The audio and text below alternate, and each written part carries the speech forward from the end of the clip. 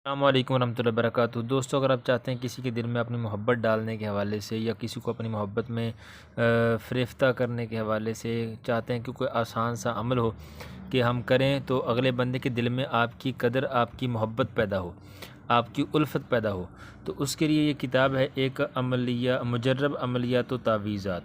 ठीक है, इसके सफ़ा नंबर ये मैंने निकाल के रखा है आपके लिए, सफ़ा नंबर 93। इसके सफ़ा नंबर 93 पे एक छोटा सा एक ये अमल दर्ज है।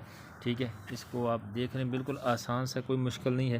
कहते हैं कि 11 बार मुज़म्मिल शरीफ यानी सूरह मुज़म्मिल जो है 29वें पारे के अंदर या अय्युहल मुज़म्मिल, ये आपने अव्वल व आखिर दुरूद शरीफ पढ़ना है और 11 मरतबा सूरह मुज़म्मिल पढ़नी है वज़ू करके।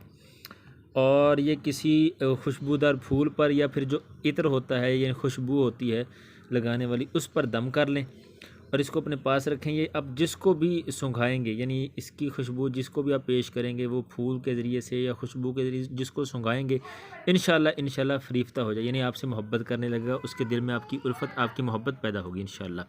अगर कोई समझ ना आए तो आप पूछ सकते हैं, कमेंट में रब्ता कर सकते हैं, इंशाल्लाह रहनुमाई की जाएगी। जज़ाकल्लाह। अस्सलामु अलैकुम रहमतुल्लाहि व बरकातुहू।